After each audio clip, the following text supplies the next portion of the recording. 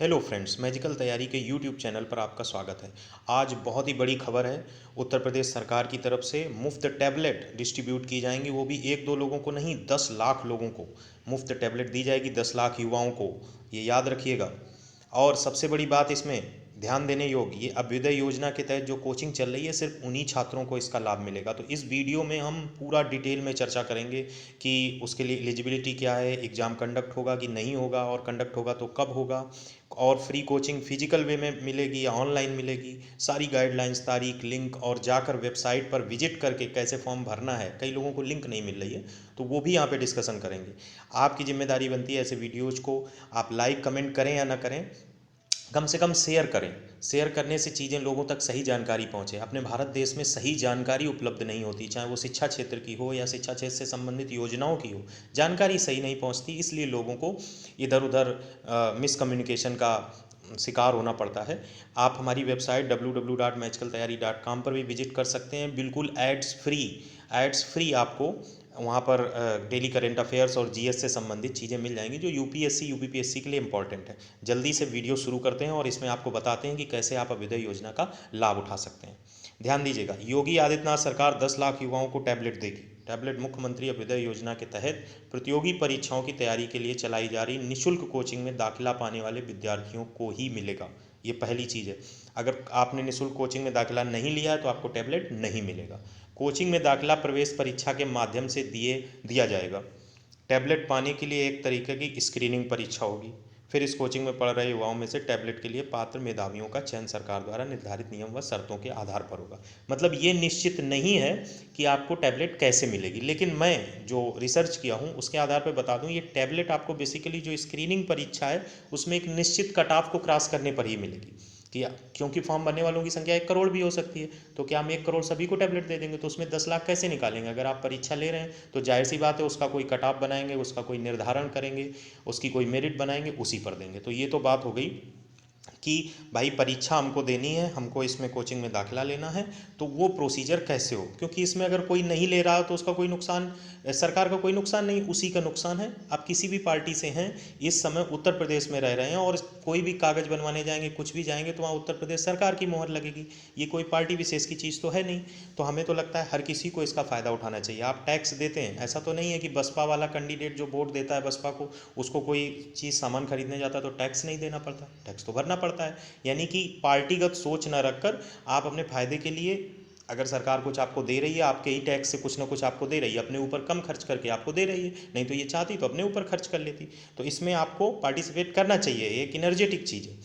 तो यहाँ पर करना क्या है कि हमको कैसे दाखिला लेना है, कैसे इस कोचिंग में रजिस्ट्रेशन करना है, वो प्रोसीजर बताते हैं। पहले ये जान लेते हैं कि यहाँ पर फिजिकल कक्षाओं के लिए प्रवेश परीक्षा कार्यक्रम एनडीए और सीडीएस के लिए 5 मार्च को दोपहर 12 बजे से 1 बजे तक।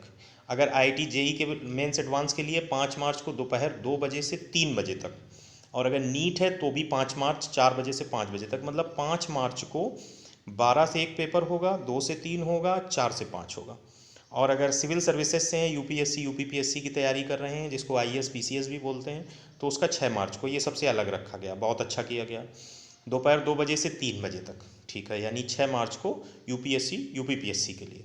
क्योंकि इस चैनल से जुड़े लोगों की संख्या यूपीएससी वालों की ज़्यादा है, तो उनके लिए थोड़ा स्पेशल ट्रीटमेंट किया है यूपी सरकार ने, उसके लिए थैंक्स बनता है। फिजिकल कक्षाओं का मतलब होता है कि हम क्लास में बैठ कर कोचिंग कर रहे हैं। जब से लॉकडाउन लगा है तब से कक्षा का मतलब ऑनलाइन ही हो गया। तो फिजिकल कक्षा का मतलब हम क्लास में बैठ कर कोचिंग करेंगे, और अगर ये फ्री मिल रही तो बहुत बड़ी बात है। 70-80 हज़ार रुपये लगते हैं अगर आप सिविल सर्विसेज प्री की कहीं भी स्टैंडर्ड कोचिंग में एडमिशन लेने जाएँ। तो अब बात आती है कि इसका रजिस्ट्रेशन कैसे हो। तो इसके रजिस्ट्रेशन को इसके बाद समझेंगे। पहले ये जान लेते हैं कि इसकी लास्ट डेट कब है। तो जो लखनऊ के मंडलायुक्त हैं रंजन कुमार, ये एक आईएएस ऑफिसर हैं, ये मुख्यमंत्री अभ्युदय योजना की क्रियान्वयन समिति के सदस्य भी हैं। तो इन्होंने बताया कि कोचिंग में ऑनलाइन के साथ फिजिकल कक्षाएं भी लोग पढ़ रहे हैं। 5 लाख लोग ऑलरेडी इसमें पढ़ रहे हैं। कई लोगों ने इसको अवॉइड किया, इनको ऐसे ही समझा कोई योजना है चलती रहेगी। आपको बता दें ये योगी नहीं चला रहे हैं, योगी सरकार के अंदर काम कर रहे आईएएस ऑफिसरों की सिफारिश पर ये योजना लाई गई है। टेक्निकली जो देश या प्रदेश चलाता है ये आईएएस ऑफिसर्स के ही दम पर चलता है। नेता सिर्फ मुखौटे होते हैं। कोई भी बड़ा काम, कोई भी योजना लागू की जाती है, डॉक्यूमेंटेशन से लेकर उसके क्रियान्वयन तक के सारा रोल आईएएस ऑफिसर्स का होता है। नेता सिर्फ मुखौटे होते हैं, या आप ये कह लिए नेता सिर्फ दिखावा के लिए होते हैं। कभी कभी नेतागिरी में अगर सामने वाला दबाव डालता तो वो चीज़ें करनी पड़ती हैं। 370 हटाना है, उसके लिए जो डॉक्यूमेंटेशन बनाया आईएएस ऑफिसर से बनाया। सोच, एक पार्टी के पीछे हजारों लोगों की सोच ने उस नेता को ये काम करने के लिए मजबूर किया। तो कभी भी अगर आप एक अच्छे आलोचक हैं, अच्छे डिबेटर बनना चाहते हैं, अच्छे शब्द मेंस परीक्षा में लिखना चाहते हैं, तो कभी मत भूलिए कि आपके वर्ड्स आपका मानक तय करते हैं, आपकी बोल आपकी सोच बताती है। तो ये याद रखिएगा कि ये योजना योगी आदित्यनाथ नहीं चला रहे हैं, ये योजना आईएएस ऑफिसर्स की सलाह पर योगी सरकार ने लॉन्च की है। अब उसको आप राजनीतिक परिप्रेक्ष्य में देखिए, वो आपका विषय है। तो 28 फरवरी को रात 8 बजे तक वेबसाइट abhyuday.up.gov.in पर आप अपना पंजीकरण करा सकते हैं।